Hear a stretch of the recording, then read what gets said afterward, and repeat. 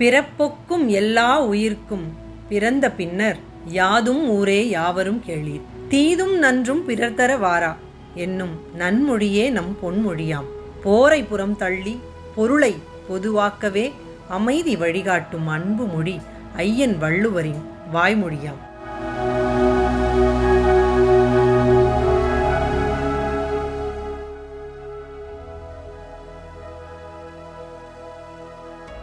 அனைத்து ஜோதிட அறிஞர்களுக்கும் ஆர்வலர்களுக்கும் என்னுடைய பணிவான வணக்கங்கள். நம்ம இன்றைக்கி ஒரு ஜாதகத்தை பார்க்க போகிறோம். அந்த ஜாதகத்தில் ஒரு நோயின் தன்மை எப்படி இருக்கும், இவங்களுக்கு நோய் வருமா அல்லது வந்த நோயினுடைய தீவிரம் எந்த மாதிரி இருக்கும், இவங்க மெடிக்கல் அதாவது டாக்டர்கிட்ட மெடிக்கலுக்கு போகிறதுக்கு முன்னாடி மெடிக்கல் ட்ரீட்மெண்ட் எடுக்கிறதுக்கு முன்னாடி எங்கிட்ட வரல. ஆனால் டாக்டர்கிட்ட போனதுக்கு அப்புறமா எங்கிட்ட இவங்களுக்கு அதாவது கன்ஃபர்மேஷன் ஆகலை, எந்த நோய் தான் கன்ஃபர்மேஷன் ஆகாததுக்கு முன்னாடி என்கிட்ட வந்தாங்க.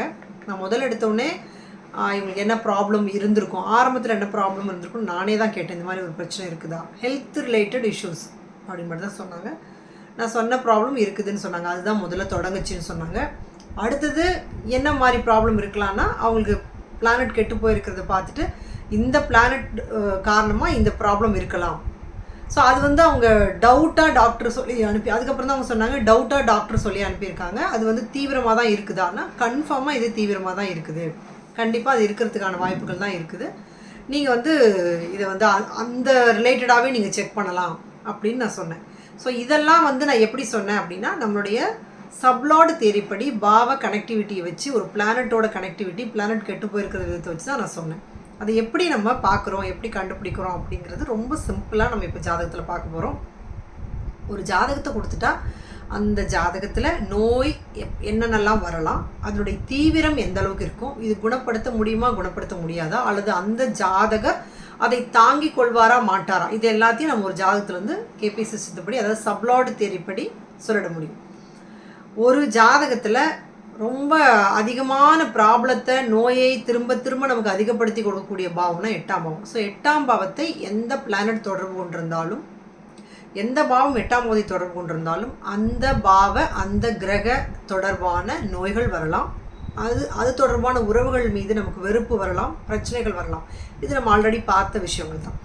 இப்போது இந்த 12 ராசி கட்டத்திலிருந்து இந்த நோயை நம்மளால் கண்டுபிடிக்க முடியுமா அப்படிங்கிறது நம்ம பார்க்கணும். இப்போ அது நம்மளுடைய இந்த பாவ தொடர்புகள் அப்படிங்கிற இந்த விஷயத்தில் கேபி சிஸ்டத்துப்படி நம்மளால் கண்டுபிடிக்க முடியுமா, எந்த அளவுக்கு எளிமையாக இருக்குது.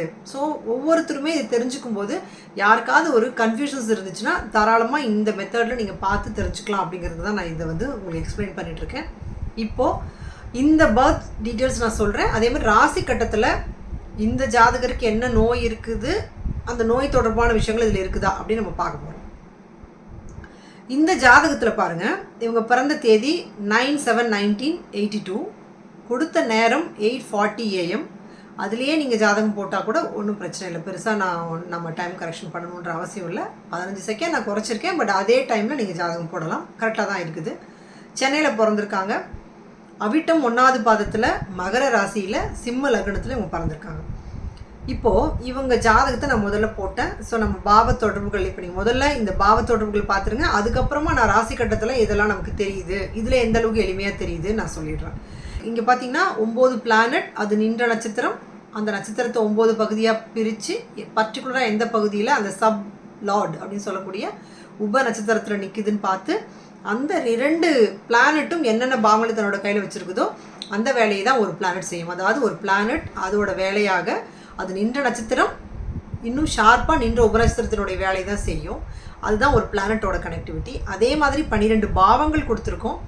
12 பாவங்கள் அப்படிங்கிறது ஒரு ஜாதகனுடைய தலை அல்லது எண்ணங்கள், என்னென்ன சிந்தனைகள் அவங்களுக்கு தோணுது, என்னெல்லாம் எய்ம் அவங்க பண்ணுவாங்க, பிளானிங் என்ன இருக்கும், இதெல்லாம் நம்ம மூளையிலிருந்து செயல்படுத்தக்கூடியது. ஸோ இதெல்லாம் லக்னம் சொல்லக்கூடியது. 2வது பாவம் கையிருப்பு, பணம், பேச்சு. ஸோ இதெல்லாம் 12 பாவங்கள் இருக்குது. இந்த 12 பாவங்களும் எல்லா மனுஷங்களுக்கும் இருக்கும். நம்மளுடைய தலை எண்ணங்கள் இருக்கும். நான் என்ன எண்ணங்களில் நல்ல எண்ணங்கள் வச்சுருக்கேன்னா, கெட்ட எண்ணங்கள் வச்சுருக்கேன்னா, பொருளாதார சிந்தனைகள் வச்சுருக்கிறேன்னா, அல்லது பொருளாதாரத்தை பற்றி எண்ணவே இல்லையா, இதுதான் நம்ம கண்டுபிடிக்கணும். அது என்னோட எண்ணங்கள். தலை அப்படிங்கிறது லக்னம் 1. அது அந்த அந்த லக்னத்துக்கு வந்த பிளானட் அது நின்ற நட்சத்திரம் உபநட்சத்திரம் வழியாக என்ன பாவங்களை தொடர்பு கொண்டிருக்குதுங்கிறது தான் நான் என்ன நினைப்பேன். லக்னம் எல்லாத்துக்கும் இருக்கும். அந்த லக்னத்தினுடைய சிந்தனைகள் என்ன அப்படிங்கிறது தொடர்பு கொண்ட பாவங்கள் நம்பராக தான் இப்போ நீங்கள் பார்க்குறீங்க. நின்ற நட்சத்திரம் உபநட்சத்திரம் வழியாக இங்கே பார்த்தீங்கன்னா 1, 5, 9, 11 இது நம்பர்ஸ். ஆனால் இந்த நம்பருங்கிறது பாவம். 1வது பாவத்தை தொடர்பு கொள்கிறதுனா லக்னத்தையே தொடர்பு கொள்கிறது. லக்னம்ங்கிறது என்ன? ஒரு ஜாதகருக்கு லக்னம் தான் முழுமையான நோய் எதிர்ப்பு சக்தியையும் ஒரு சிறப்பான ஒரு கௌரவம் இல்லையா? லக்னங்கிறது ஒரு கௌரவம். அதுதான் மெயின், தலை தான் மெயின். ஸோ லக்னத்தை தொடர்பு கொள்ளும்போது நல்ல எதிர்ப்பு திறன், ஒரு அகம் சார்ந்த பாவம், தர்ம திரிகோண பாவத்தினுடைய அதிலும் ஒரு அங்கம் லக்னம். இது தொடர்பு கொள்கிறது. 5, 9 தொடர்பு கொள்ளுது. இல்லை தர்ம திரிகோண பாவத்தினா மற்ற 2 பாவத்தையும் தொடர்பு கொள்ளுது. அப்போ என்ன பிரச்சனை வந்தாலும் கடவுளே காப்பாற்றக்கூடிய அளவுக்கு இயற்கையான உடல் அமைப்பு, இயற்கையான எதிர்ப்பு. ஒரு பிரச்சனை வந்தால் அதுக்கப்புறமா அது போராடி கிருமிகள் எதிர்த்து தாங்கக்கூடிய அளவிற்கு இந்த சக்தியும் இயற்கைத்தன்மையும் இந்த ஜாதகருக்கு இருக்குது. அதே சமயத்தில் பொருளாதார சிந்தனைகள் இல்லை அப்படிங்கிறதும் தெரியும். 11ஆம் பாவத்தையும் தொடர்பு கொண்டிருக்கு. 11ஆம் பாவங்கிறது ஸ்டாமினா. அதே மாதிரி எந்த ஒரு விஷயத்தையும் எதிர்த்து போராடக்கூடிய சக்தி இருக்கும். அவங்களுக்கு விட்டமின்ஸ், மினரல்ஸ் இதெல்லாம் இருந்து அது மட்டும் இல்லை எந்த ஒரு பிரச்சனையும் எதிர்த்து போராடக்கூடிய எல்லாமே லக்னத்துக்கு கொடுக்கக்கூடியது இந்த 11ஆவது பாவம். 11ஆம் பாவங்கிறது லக்னத்தை ரொம்ப சிறப்பாக பாதுகாக்கிற ஒரு பாதுகாப்பு கவசம் மாதிரி இந்த 11ஆவது பாவம். அப்போ இந்த ஜாதகருக்கு லக்னம் அப்படிங்கிறது சுக்கிரன் சப்ளோடாக இருந்து அது நின்ற நட்சத்திரம் உபநட்சத்திரம் வழியாக ஒற்றைப்படை பாவங்களான 1, 3, 5, 7, 9, 11 1, 5, 9, 11 பாவங்களை தொடர்பு கொள்கிறது. இது என்னது? ஒரு ஜாதகருக்கு பொருளாதார சிந்தனைகள் கொடுக்காது, ஆனால் அகம் சார்ந்து உடல் ஹெல்த்தியாக வச்சிருக்கிறதுக்கான அமைப்பை கொடுக்கும். அல்லது ஏதாவது ஒரு பிரச்சனைகள் வந்தால் அதை எதிர்த்து போராடக்கூடிய சக்தியை கொடுக்கும்னு அர்த்தம். இந்த மாதிரி 12 பாவங்களும் 2வது பாவம், 3வது பாவம், 4வது பாவம் 12 பாவங்கள் நான் ஏற்கனவே சொன்ன மாதிரி 2வது பாவங்கிறது கண்ணு, முகத்தில் இருக்கிற எல்லா உறுப்புகளும் அது தொடர்பான நின்ற நட்சத்திரம் உபநட்சத்திரம் வழியாக தொடர்பு கொண்டது அதனுடைய பிரச்சனைகள் வருமா வராதா, அல்லது பொருளாதாரம் அப்படின்னு 2ஆம் பாவத்தை எடுத்துட்டோம்னா கையில் பணம் நிற்குமா நிற்காதா, செலவு பண்ணுவாங்களா, எங்கேயாவது பணத்தை போய் வச்சுட்டு மாட்டிக்குவாங்களா, இன்வெஸ்ட் பண்ணிட்டு மாட்டிக்குவாங்களா, இந்த மாதிரி விஷயங்களில் சரியான இன்வெஸ்ட்மெண்ட் பண்ணுவாங்களான்னு 2ஆம் பாவத்தை வச்சு சொல்ல முடியும். அதே மாதிரி ஏற்கனவே சொன்ன மாதிரி 3ஆம் பாவம் அப்படிங்கிறது கம்யூனிகேஷன், சாஃப்ட்வேர். ஸோ இதெல்லாமே நம்ம சொல்லுவோம்.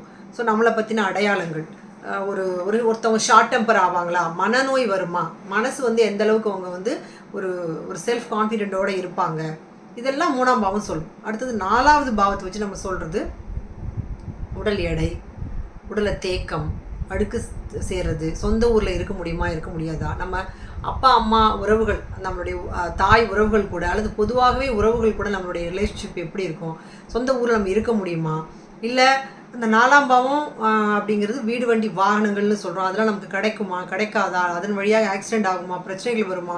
அதே மாதிரி 4ஆம் பாவங்கிறது உடலை தேங்குதல், சக்தி குவிதல், அழுக்கு தேக்கம்னு சொல்லுவோம். அந்த அழுக்கு தேங்குச்சுன்னா அதில் தான் கேன்சர் கிருமிகள் வர்றது. ஸோ இதுதான் இப்போ முக்கியமாக நம்ம சொல்லக்கூடிய சப்ஜெக்ட். இப்போ 4ஆம் பாவம் அப்படிங்கிறது இந்த இடத்துலேருந்து பார்க்கும்போது அது நின்ற நட்சத்திரம் உபநட்சத்திரம் வழியாக பாருங்கள் 2, 4, 8, 12 தொடர்பு கொள்கிறது. அதுவும் 4ஆம் பாவம் யாராக இருக்கிறாங்க? ராகுவாக இருக்காங்க. கேன்சருக்கான பிளானட்ஸ் என்னது? ராகு அல்லது கேது. இந்த 2 பிளானட்டும் ஒரு அமானுஷ்யமான பிளானட். எல்லா பிளானட்டும் இப்படி கிளாக் வைஸில் சுற்றினா இது மட்டும் ஆன்டி கிளாக் வைஸில் சுற்றும், தலைகளாக சுற்றுது, ஒரு நிழல் கிரகம். இந்த 2 பிளானட் தான் கேன்சர் கிருமிகளை உருவாக்கக்கூடிய பிளானட் நம்ம சொல்கிறோம். இந்த ராகு கேது 4ஆம் பாவத்துக்கு எந்த விதத்திலாவது அது 8, 12 தொடர்பு கொண்டிருந்தால் அதுக்கு கேன்சர் கிருமிகள் வர்றதுக்கு வாய்ப்பு இருக்குது நம்ம சொல்ல முடியும். 4ஆம் பாவம்ங்கிறது அந்த பிளானட்டே ராகுவே அது தான் நின்ற நட்சத்திரம் உபநட்சத்திரம் வழியாக 4, 8, 12 தொடர்பு கொள்ளும்போது அது ஒரு காரகோ பாவ நாஸ்தின்னு சொல்லுவோம். அதாவது காரகோ பாவ நாஸ்தின்னு என்ன அர்த்தம்னா, காரகம் அப்படிங்கிறது அந்த 4ஆம் பாவம். 4ஆம் பாவத்துக்கு கேன்சர் அப்படிங்கிற ஒரு காரகமும் இருக்குது. அதாவது தேங்குதல், அழுக்கு தேங்குதல். 4 அப்படிங்கிறதுல எப்போதுமே உடல் எடை, அழுக்கு தேங்குதல் அப்படிங்கிறது. ஸோ அதாவது உயிரில்லாத ஒரு விஷயம், இயற்கை அப்படிங்கிற 5ஆம் பாவத்துக்கு எதிரான பாவம் தான் 4. அதனால் கேன்சர் செல்ஸே அது ஒரு மாதிரியான விஷயங்கள் இல்லை, இயற்கை செல்ஸ் இல்லை. ஸோ அது அதிகமாகிட்டே போகும். அது மாதிரி ஒரு வித்தியாசமான ஒரு இது தானே. ஸோ இயற்கை கிடையாது கேன்சர்னு. அந்த மாதிரி இந்த 4ஆம் பாவத்தை நம்ம அப்படி சொல்கிறோம். அது ராகு கேது அந்த பிளானட்டே அதுக்கு அது கெட்டு போகும்போது அது ஒரு காரகோ பாவ நாஸ்தி, அது பிரச்சனையை இன்னும் அதிகமாக்கும்னு அர்த்தம். அதே பிளானட் கேன்சருக்கு நம்ம கொடுத்துட்டோம், அது கெட்டு போனாலும் தனிப்பட்ட முறையில் கேன்சர் வரும். 4ஆம் பாவங்கிறது கெட்டு போனாலும் கேன்சர் வரும். இது ரெண்டுமே ஒரே இடத்துல வந்து கெட்டு போகும்போது அதனுடைய பாதிப்பு சிவியராக இருக்கும், நம்ம கன்ஃபார்மாக சொல்ல முடியும். ஸோ இதுதான் ரொம்ப முக்கியமான விஷயம்.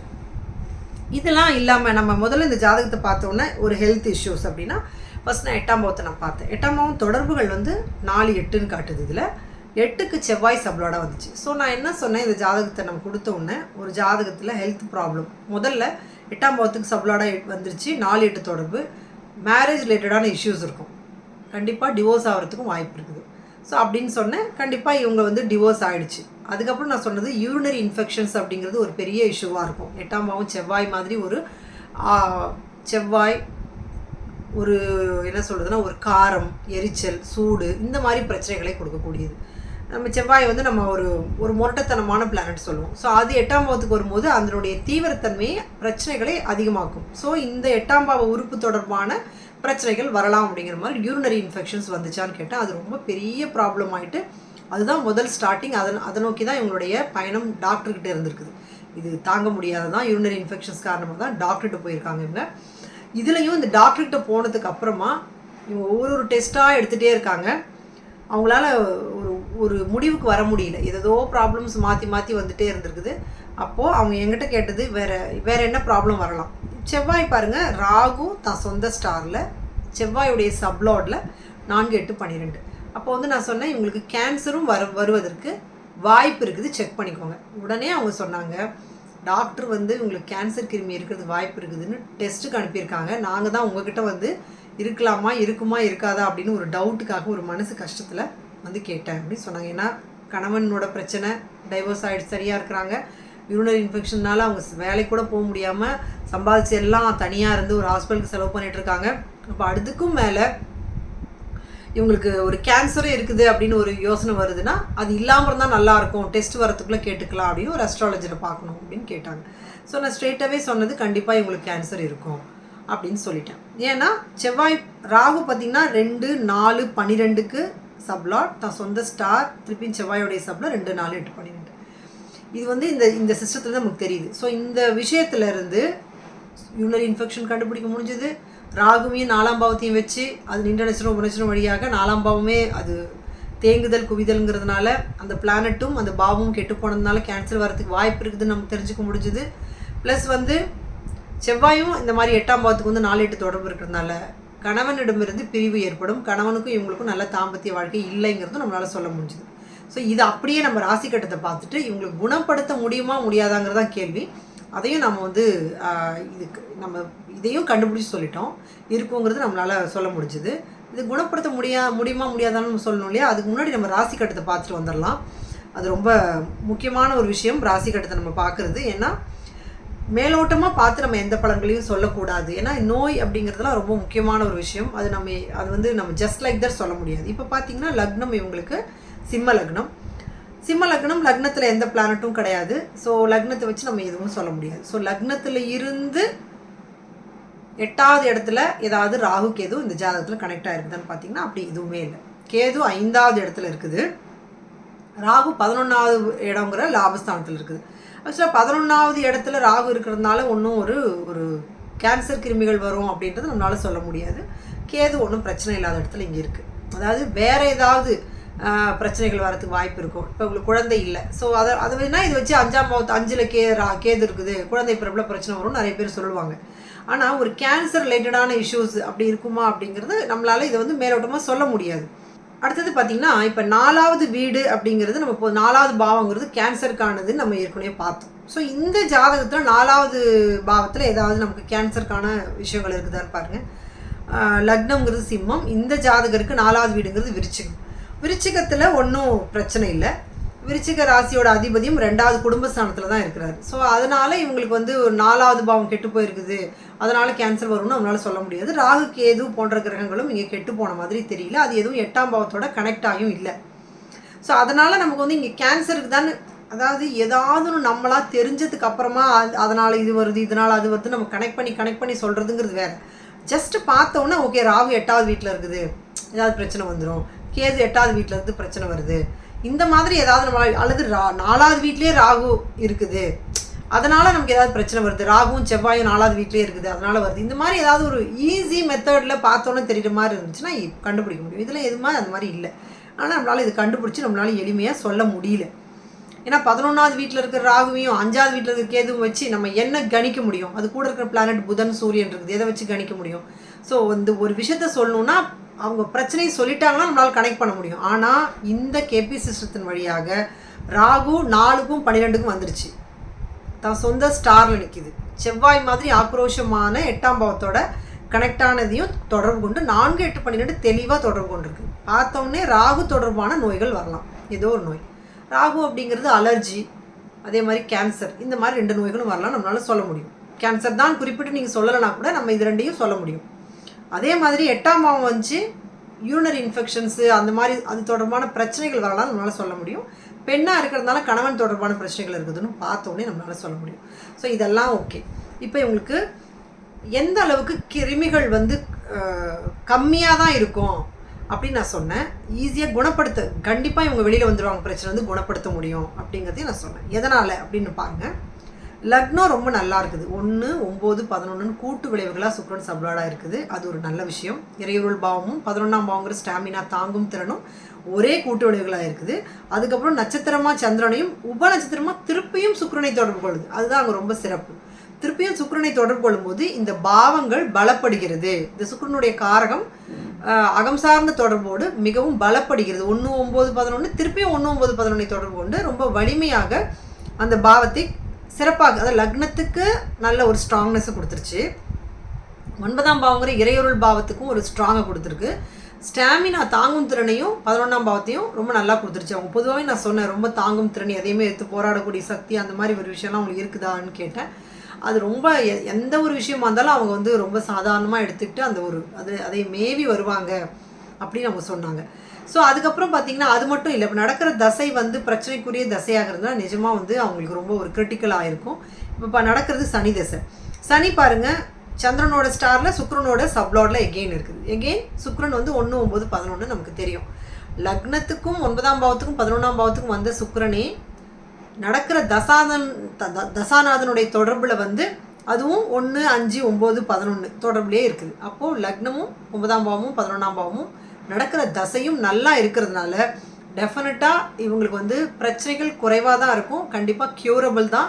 டாக்டர் வந்து டெஃபினட்டாக இவங்க க்யூர் பண்ணிடுவாங்கன்னு சொன்னேன்.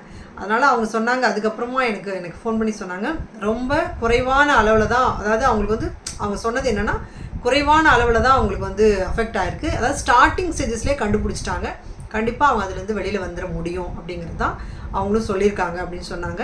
இன்னொரு விஷயம் என்னென்னா, இவங்க இதுக்கு வாழ்க்கையில் ரொம்ப போராடி ரொம்ப கஷ்டப்பட்டுருக்காங்க, திருப்பியும் கல்யாணம்லாம் பண்ணிக்க முடியுமா அப்படின்னு கேட்டாங்க. ஸோ பொதுவாக மேலோட்டமாக பார்த்திங்கன்னா செவ்வாய் வந்து ஒரு 4, 8 இருக்கிற மாதிரி இருக்குது. ஆனால் உள்ளுக்குள்ளே பார்த்திங்கன்னா செவ்வாய் 3, 7, 11க்கு ஸ்டார்லாடாகவும் இருக்கும். அப்போது இந்த பிரச்சனைகள் தான் வெளியில் வந்துட்டு அதுக்கப்புறம் அவங்க ஒரு திருமண வாழ்க்கைக்கும் போய் நல்லா இருக்கிறதுக்கான வாய்ப்பும் இருக்குது. இந்த ஜாதகத்தில் 9ஆம் பாவம் அப்படிங்கிறது செகண்ட் மேரேஜ் குறிக்கும். 9ஆம் பாவம் ரொம்ப நல்லா இருக்குது, 9ஆம் பாவம் ரொம்ப வலிமையாக இருக்குது. ஸோ கண்டிப்பாக அவங்க நல்லபடியாக திருமண வாழ்க்கையை மேற்கொள்ள முடியும். இந்த தசையும் அதுக்கு ஹெல்ப் பண்ணும். ஸோ லக்னம் 9, 11 பாவங்கள்லாம் எதிர்ப்பு சக்தி அதிகமாக கொடுக்கும். நடக்கிற தசையும் எதிர்ப்பு சக்திங்கிற இந்த அகம் சார்ந்த பாவங்களே இருக்கிறதுனால ரொம்ப தெளிவாக இவங்களுக்கு எல்லாமே நல்லாயிடும் தெரியுது. ஸோ ஒரு நோயை கண்டுபிடிக்க முடியுது, கண்டுபிடிச்சி இது குணம் ஆகுமா ஆகாதா அப்படிங்கிறதும் நம்மளால் இந்த ஜோதிடத்தில் நம்மளால் சொல்ல முடியுது. அந்த அளவுக்கு சிறப்பாக தெளிவாக நம்மளால் இந்த கேபி சிஸ்டப்படி நம்மளால் சொல்ல முடியும். முக்கியமாக இந்த மென்பொருள் மூலமாக ரொம்ப ஈஸியாக ஒருத்தவங்களுக்கு தப்பு இல்லாமல் பலன்கள் சொல்ல முடியும். ஒரு முக்கியமான விஷயம், யாருமே நம்மக்கிட்ட வரவங்க ஏதாவது ஒரு வழி கிடைக்காதா அப்படின்னு தான் நம்மக்கிட்ட வராங்க. அவங்களுக்கு ஒரு சரியான கைடன்ஸை ஜோதிடம் மூலமாக டெஃபினட்டாக கொடுக்க முடியும். ஸோ இதில் தொடர்ந்து இது பார்த்துட்டு வரவங்க உங்களுக்கு உங்களோட மேலான கருத்துக்கள் எழுதுங்க, என்ன டவுட்ஸ் இருந்தாலும் எழுதுங்க. உங்களுடைய நண்பர்களுக்கும் உறவினர்களுக்கும் இதை வந்து ஷேர் பண்ணுங்கள். கண்டிப்பாக உங்களுக்கு ஜாதகம் பார்க்கணுன்னா என்னோடய வாட்ஸ்அப்பில் காண்டாக்ட் பண்ணுங்கள். நன்றி, வணக்கம். அது மட்டும் இல்லாமல் நீங்கள் வந்து ஜோதிடம் படிக்கணும் அப்படின்னாலும் என்கிட்ட வந்து காண்டாக்ட் பண்ணுங்கள். ஆன்லைன் கிளாஸஸ் நடத்துகிறேன். கண்டிப்பாக உங்களுக்கு வந்து ரொம்ப தெளிவாக புரியும். சிம்பிளாக அந்த ஸ்டெப்ஸை வந்து நான் ஃபாலோ பண்ணி சொல்லிக் கொடுத்துருக்கேன். நன்றி, வணக்கம்.